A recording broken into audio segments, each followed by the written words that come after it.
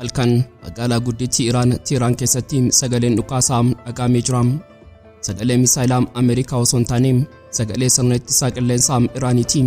Miidiyaaleen Iraan akka gabaasanitti diroononni xixinnoo fi xiyyaaronni basaasaa samii Tehraan yeroo seenuuf yaalan sirni ittisaa kun samiirraa isaan adamsaa ture.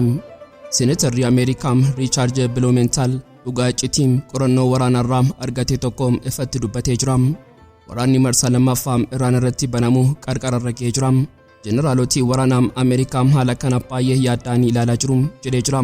Sodaa waraanaa marsaa lammaffaa Iraanii fi Ameerikaa biraa dhagahamaa jiru bal'inaan qabannee jirra. Haleellaa qilleensaa Ameerikaan waajjira hogganaa olaanaa guutummaatti rukutteen Ayatuullaa Alii Khaamene'ii fi qondaaltonni gurguddoo achi keessatti yeroo wareegaman addunyaan ilmi isaa Mujtabaa Khaamene'iin akkamitti lubbuun hafe jechuun gaafachaa turte. Har'a qondaalli olaanaa waajjira dhimma alaa Iraan Muhsin Qummiin iccitii sammuu namaa raasu kana saaxilee jira. Bal'ina isaanii dhageessu. Masaraa White House keessatti dhiphinni guddaan tokko uumamee jira. Pireezidaantiin Tiraamp waraana Iraan irratti baniin mootummaa kuffisee gooftummaa koo mirkaneessa jechuun yeroo abjootu faallaa kanaa garuu ujummoo dhiigaa dinagdee addunyaa ulaan Hormuz irratti cufamee jira. Amma waraanni kun daangaa baha giddugaleessaa qofa osoo hin taane walgahii addunyaan ija sodaan eegdu walgahii Tiraamp fi pireezidaantii Chaayinaa Shii Jiinpiing guutummaatti jeequuf sodaa uumee jira. Marii Tiraamp fi Shii Jiinpiing qaamaan wal arganii mari'achuuf torbanoonni afaan irratti maaltu mudachuuf deema? Yoo xumuraatti nu faana turtan iccitii bal'aa ni dhageessu. Qophii keenya laayik gochuun jalqabaan affeerraa keenya yeroo maraati. Yooyaa ashamaar kafuuni kabajamtoota dhaggeeffattoota keenya kun Oromia 24 Newsdha. Kanneen chaanala YouTube keenya haaraa taatan subscribe gochuun maatii keenya ta'aa. Qophiin keenya namoota hedduu bira akka ga'uuf laayik share gochuun waliif qooduun dagatinaa. Xumura qophii keenyaatiin turtii gaarii.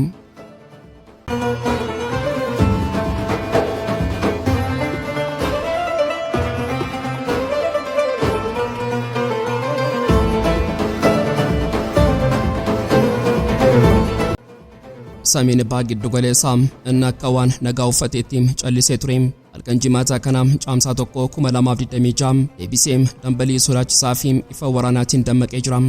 Yeroo masaraa White House fi Tehraan gidduutti mariin nagaa Islaamabaad keessatti gaggeeffamaa jiru kanatti dacheen Faarsii fi ulaan Hormuz dho'iinsa marsaa lammaffaa isa kanaan dura caalaa hamaa fi bal'aa ta'e tokko labsaa jiru. Pireezidaantiin Tiraamp nagaan fidaa jechuun yeroof jechuun dhugaan bishaan irraa fi qilleensa irra jiru garuu waraanni dhumaa ammallee hin eegallee kan jedhudha. Mujtabaa xiinsammuu waraanaa of tuulummaa Ameerikaa fi murannoo Tehraan kanaa ija xiinxalaan bal'inaan haa ilaallu. Halkanarraa magaalaa guddittii Iraan Tehraan keessatti sagaleen dhukaasaa dhagahamee jira. Kunis sagalee misaayilaa Ameerikaa osoo hin taane sagalee sirna ittisaa qilleensaa Iraaniiti. Miidiyaaleen Iraan akka gabaasanitti diroononni xixinnoo fi xiyyaaronni basaasaa samii Tehraan yeroo seenuuf yaalan sirni ittisaa kun samiirraa isaan adamsaa ture. Maaliif diroononni kun amma dhufan?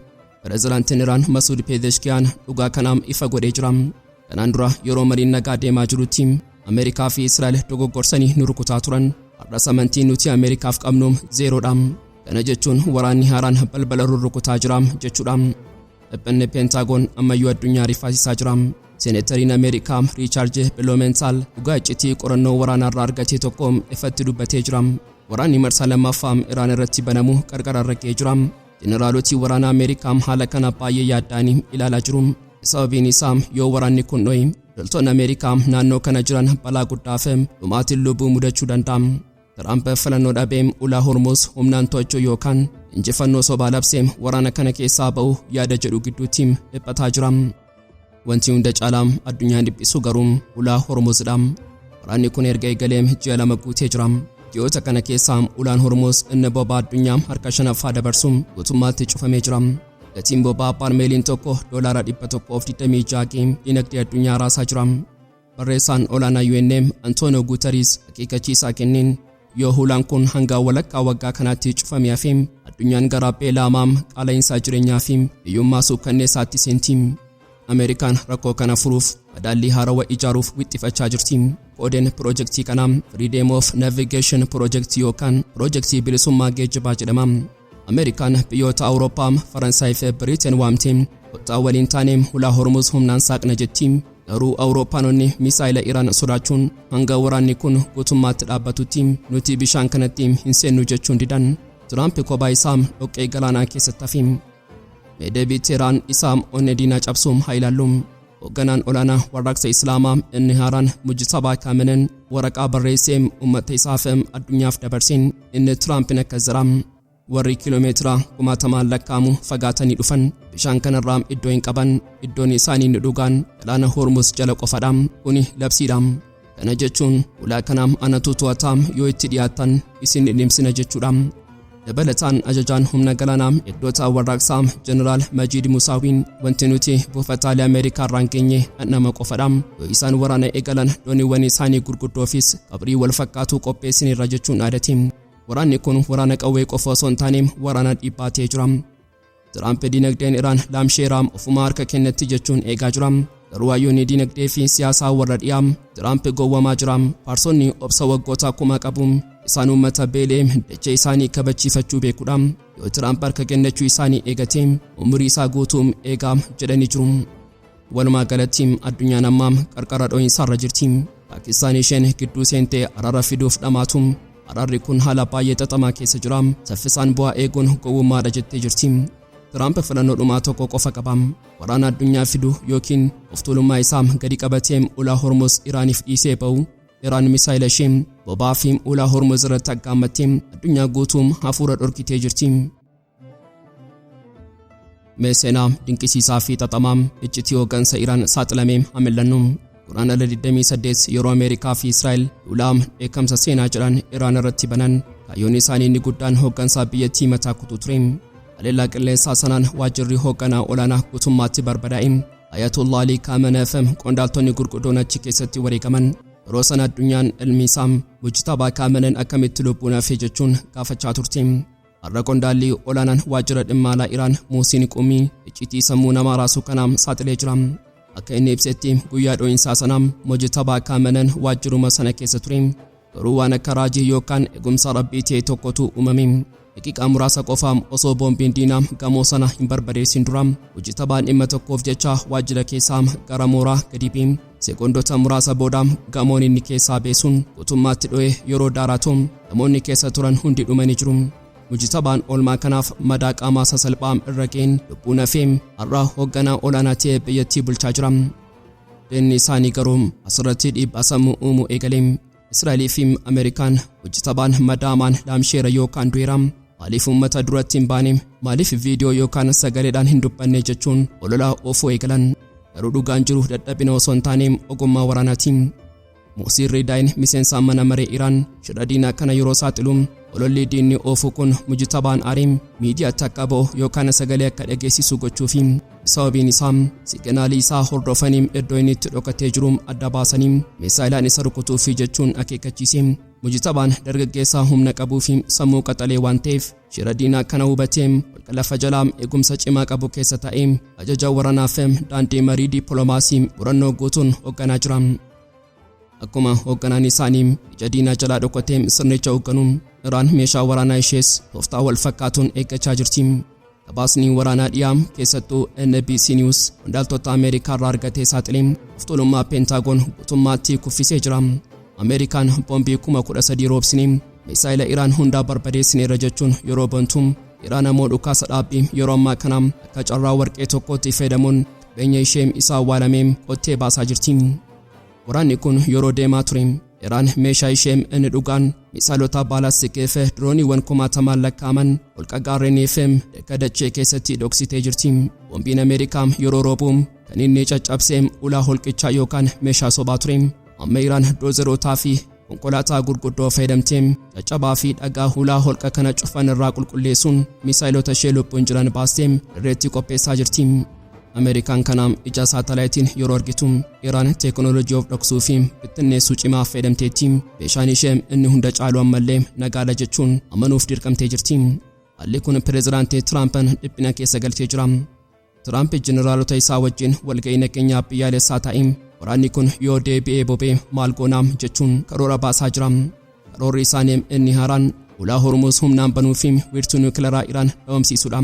Garuu Tiraamp waan tokko dagatee jira. Inni loluuf deemu diina lafa irraa osoo hin taane diina gaarreen caccabuu hin dandeenye keessa dhokatee misaayila qulqullinaan rukutuu qabatee isa eeguudha. Gama kaaniin afayyaa'in paarlaamaa Iraan Muhammad Baaqir Qaalibaaf fuula Iccitii irratti ergaa qaxxaamuraa kan of tuulummaa Ameerikaa akka killee caccabsu tokko barreessee jira. Ergaan isaa yeroo gabaabatu yaa Iccitii osoo mataa keetiin dhaabbatteeyyuu Iraaniin guutummaatti ugguruu hin dandeessu kan jedhu ture. Garuu Qaalibaaf jecha qofaam hin dubbanne. Dhagaa ijaan mul'atu kan diina qaaneessuu fi dhugaa jiru saaxilu kaartaa Iraan maxxansee addunyaatti agarsiise. Herregni inni lafa kaa'e baay'ee ajaa'ibaa. Mee ilaalaa jedha Qaalibaaf. Yoo Ameerikaan ofii ishee daangaa baanga dhiyaatti dallaa lama ijaarteeyyuu dheerinni dallaa kanaa ida'ame dheerina daangaa Iraan hin gitu. Inumaayyuu kiiloomeetira 1,000 gadi aanam. Kun herrega ji'oopolitiksii isa lafee dugdaa diinaa cabsudha. Iraan biyya bal'ina dachee fi daangaa baay'ee xaxamaa kan galaanaa fi gaarreeniin eegamu qabdudha. Biyya daangaa hamma kana ga'uu qabdu haga fedheem doonii waraanaa bishaan irra tuulanii urreerra jechuun hantuutaa qabachuuf jecha bosona gubuu wajjin tokkodha. Meedhugaam uggura sobaa kanaa gadi fageenyaan haa xiinxallu. Ameerikaan ulaa Hormuuz isa dhiigni diinagdee addunyaa keessa yaa'u cufnee Iraaniin balleessina jechuun abjootti. Garuu Iraan biyya ulaa Hormuuz qofa irratti hirkattu miti. Isheen daangaa lafa bal'aa kan biyyoota 15 wajjin wal quunnamsiisuu qabdi. Akkasumas galaana Kaaspiyaan kaabaan qabdi. Iraan diinagdee ishee meeshaa waraanaa ishee fi bobaa ishee daandiiwwan xaxamaa fi qarqara galaanaa bal'aa kana fayyadamtee asii fi achi sochoosuu dandeessi. Ameerikaan doonii ishee galaana Arabaa irra teessee yeroo daawwattu Iraan lafa jalaa fi daandiiwwan daangaa fayyadamtee dhiibbaa diinaa cabsitee ba'aa jirti. Wanti caalaatti Ameerikaa dhiphisuu fi seenaa irraa barachuu dadhabuu ishee agarsiisu amala diddaa fi obsaa Iraaniiti. Waggoota 40 Ameerikaan qoqqobbii diinagdee cimaa kan biyya kamiyyuu laamsheessu Iraan irratti kaa'ee ture. Waraana Iraaq FM Iraan bara 1980 keessattis Iraan addunyaa guutuu wajjin kophaa ishee loltee turte. Garuu dhumni isaa maal ta'e? Iraan jilbeenfattee harka kennatte moo caalaatti jabaattee misaayilaam haayipaarsonikii fi dirooniiwwan shaayid uumtee Ameerikaa dabuu eegalte. Seenaan akka ragaa ba'utti Iraan biyya aarsaa kafaltee dhaabbachuu filattudha malee biyya yeroo diinni iyyuu dhiphattee waadaa cabsitu yookaan harka kennattu miti. Walumaa galatti har'a caamsaa 2026 waraanni abbaa giddu galeessaa waraana qawwee qofa osoo hin taane waraana sammuu fi qoosaa ta'ee jira. Qaalibaaf ergaa isaa kanaan Tiraamp FM Iteeksii akka daa'imman waan waraana hin beekneetti isaan baasee jira. Addunyaan yeroo ammaa kana akkuma gabatee qumaraa guddittii tokkootti tapha cimaa fi xaxamaa kan sadarkaa addunyaa garagalchuuf qarqara ragee keessa jirti. Addunyaa waraana abbaa giddu galeessaa irratti rarree osoo jiru masaraa White House keessatti dhiphinni guddaan tokko uumamee jira. Pireezidaantii Doonaald Tiraamp waraana Iraan irratti baneen mootummaa kuffisee gooftummaa koo mirkaneessa jechuun yeroo abjatu dhugaan lafa jiru garuu ujummoo dhiigaa diinagdee addunyaa ulaa Hormuuz irratti cufame. Amma waraanni kun daangaa abbaa giddu galeessaa qofa osoo hin taane walgahii addunyaan ija sodaan eegdu walgahii Tiraamp fi pireezidaantii Chaayinaa Shii Jiinpiing guutummaatti jeequuf dhaabbatee jira. Mujtabaa ji'oopolitikaa isa madaallii humna biyyoota gurguddoo harka biyya tokkootti rarraase kana ija xiinxalaatiin ilaallu. Torbanoota muraasa dhufan keessaa magaalaa Beijing keessatti mootonni diinagdee addunyaa lamaan Ameerikaa fi Chaayinaan minjaala mariirra taa'uuf beellama qabu. Kuni walgahii idilee miti. Kuni walgahii sirna addunyaa isa egeree murteessuudha. Tiraamp gara Beijing yeroo deemu gooftaa addunyaa mo'ataa ta'e Chaayinaa dhiibbaa diinagdeetiin jilbeenfachiisuuf yaade ture. Garuu Tiraamp amma gara Beijing kan deemu gotatee osoo hin taane namicha madaa'ee fi qaanii waraana Iraan baatee deemudha. Gabaasni The Atlantic saaxilee akka agarsiisutti Pentaagoonii fi gorsitoonni siyaasaa Ameerikaa dhiphina keessa jiru. Sababiin isaa ulaan Hormuuz inni boba'aan addunyaa dhibbeentaan 20 keessa darbu humna waraanaa Iraaniin ukkaamamee jira. Tiraamp walgahii kana irratti Shii Jiinpiing ija keessa ilaalee waa'ee daldalaa yookaan Taayiwaan gaafachuu barbaada. Garuu Shii Jiinpiing ammoo dura ulaa Hormuuz saaqii boba'aan warshaalee koo dhaabaa jira jechuun Tiraampiin dhiphisa.